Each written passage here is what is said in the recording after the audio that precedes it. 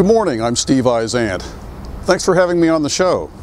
Well, I have the luxury of pursuing acting full-time. Actually, I used to say that I act full-time. The truth of the matter is, as most actors know, I audition full-time. And that means I occasionally get something. So I've been in some small movies that you've never heard of, that you'll never see. I've done some commercials that have actually been on television. I've been in a few plays. I do some voiceover work. But I have the luxury of pursuing my craft, anything that interests me.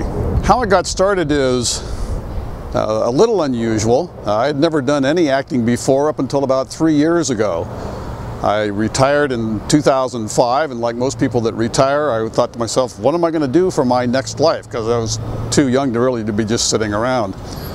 I was reading an article in the newspaper about a guy who had retired and what he was doing, and there were a couple of sentences in there about how that he had started doing work as an extra in films, and he gave the name of a website, and I thought, well, why don't I try that? So I registered with that website, and that's how I got started. I did not do any kind of acting. I've never been in a high school play.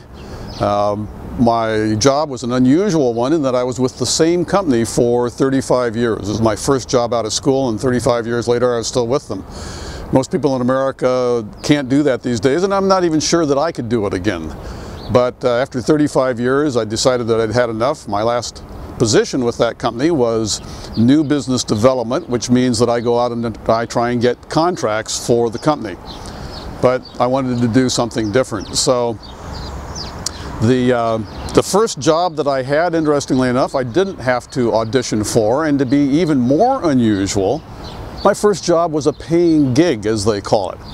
Now, most actors, when they start out, have to do a lot of free work just to build up their resume, but registering with this website, I lucked out.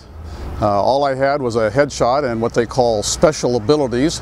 And special abilities means nothing more than something that you do, whether it's swimming or running or skateboarding, whether you're animal friendly, those are special abilities. So my first gig was with a 30-second advertisement for a local hotel and resort, and it was a woman who was doing what they call a voiceover, and while she was talking about how wonderful this place was, there were scenes of happy people checking in, happy people in a business environment, happy people in a restaurant. And well, I was one of those happy people. So it took about 2 hours to film myself and my partner sitting at a table, kind of pushing our food around the plate.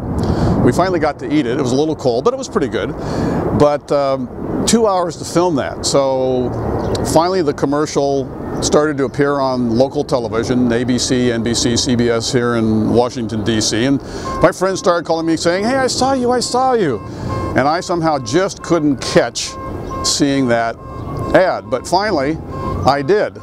So that was my film debut. I was on for less than a second, but it was local TV and I got paid for it. So that was a good start. Since that time, there's a number of things that I have not been paid for, but I did them because they seemed interesting. And as I mentioned earlier, a lot of people that want to be actors don't have that luxury. They have to try and work every day. And that's something that I should mention as an aside, that if you want to be an actor, it's not something that you can do on an occasional basis. You have to work every day at your craft, whether it's looking for auditions, whether it is reading scripts or memorizing them for upcoming things, whether it's taking classes. Every single day you have to be working at your craft because, as one of my early teachers told me, it's a business. As much fun as it might be, as much work as it might want to be, at the end of the day, it's a business, and if you're going to be successful, you have to work at your craft. Good morning, my name is Patrick Gore. I'm a program specialist at the Smithsonian Institute Accessibility Program. Today, with Steve Izant, we are recording a portion of the Smithsonian Air and Space magazine. My responsibilities as a program specialist at the Accessibility Program is to produce the content of the Smithsonian magazines, the Air and Space, the Zoo Goer. In conjunction with that, we produce it here in the studio. I take it into my office, produce it into MP3 WAV format, put it onto a originally coded website as an individual file, as a large WAV file, and also as an audiobook file for people with disabilities to download, put onto a CD, or put onto their iPad, iPod Touch, or their iPhone. We also cater to people with disabilities to visit the museum.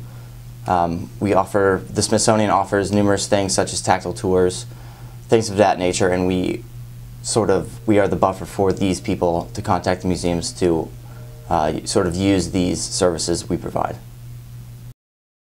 I mentioned earlier that I had the luxury of retiring and doing what I want to do. One of the things that I do want to do is a little volunteer work to try and give back. I've been so fortunate in my life. So there's two things that I do. We're here now in the Smithsonian Museum, the American History Museum, and once a month I come into this little studio and I read Air and Space magazine. It's a magazine put out by the Smithsonian folks. They're also famous for their magazine just called Smithsonian.